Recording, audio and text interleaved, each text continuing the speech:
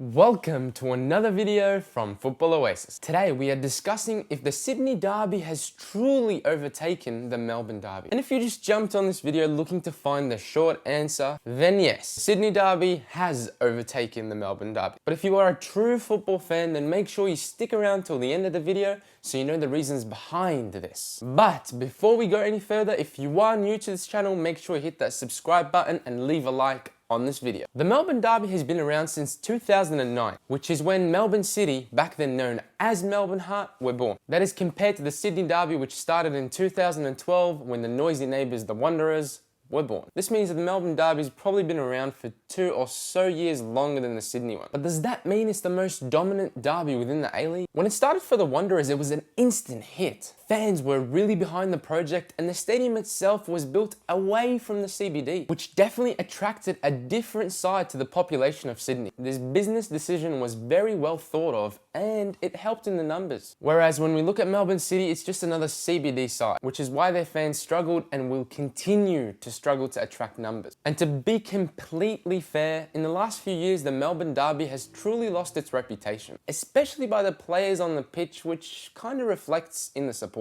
In saying this, could the derby between Victory and Western United become the true dominant derby in the years ahead? And if you're a Melbourne City fan, I'm not really taking a dig at you, but I'm more taking a dig at the FFA. Firstly, we know that Sydney FC and Melbourne Victory are without a doubt the biggest clubs within the A-League, with each team winning the championship 4 times and the final series 3 times respectively. Well, at least till the end of the season. Whereas when we look at the trophy cabinet between Western Sydney Wanderers and Melbourne City, it's quite different. Wanderers have won the championship once under Tony Popovich, were runners-up twice, and in the final series became runners-up 3 different times. And have actually done something no other team within the A-League has ever done. And that is obviously winning the Asian Champions League. And as for Melbourne City, well, they've won the FFA Cup, a club which was purchased by Manchester City, which has had so much money injected into their club, still failed to win the league. Sorry, I just had to take at least one dig at City. Moving on to atmosphere, the Sydney Derby is still very much more dominant. The RBB and the Cove collectively generate a lot more noise from their stadiums. And this is compared to both the North Terrace and the active support of Melbourne City. Being from Melbourne myself, the North Terrace has my utmost respect, and without them, football is truly tasteless. The few years they took a step back from the A-League really did have a toll on Melbourne Victory and mainly the A-League as a whole. So I'm really glad they're back and firing within the stands. I personally have never been to a Sydney Derby. I definitely plan to one day, but my point is, even when you hear them in the TV, it's much more different than what we hear during the Melbourne Derby. And even the feeling you get from the fans during the match is much more different. It's energetic, it's vibrant, it's exciting. It truly feels like a rivalry. Don't get me wrong, the Melbourne Derby started off being very, very strong, but now it's become a little bit more stale, and to be honest, I look forward to the Big Blue much more than I look forward to a derby. As for attendance, the Sydney Derby again do hold the record for the biggest derby attendance, actually the biggest A-League attendance, which is 61,000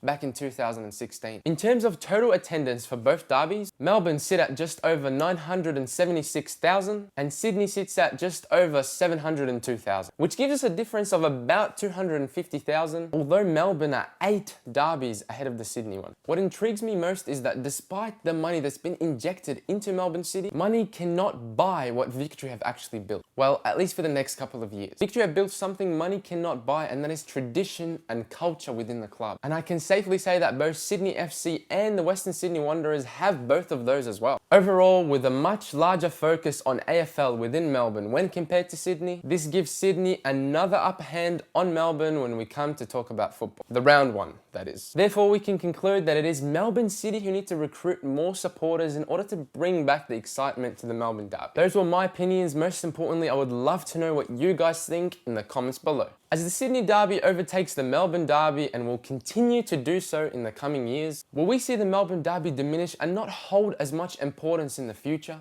And my intention was not to take away from the importance of the Melbourne Derby game. But I also didn't want to give a biased perspective just because I do live in Melbourne. I have big respect for all 4 teams within the A-League, and my ultimate goal is to provide content that is both realistic and enjoyable. So if you like this video, don't forget to thumbs up, subscribe, share, follow us on social media, share us on social media, and don't forget to turn on the notification bell so you know when a new video comes out. This was Football Oasis, and we'll see you next week.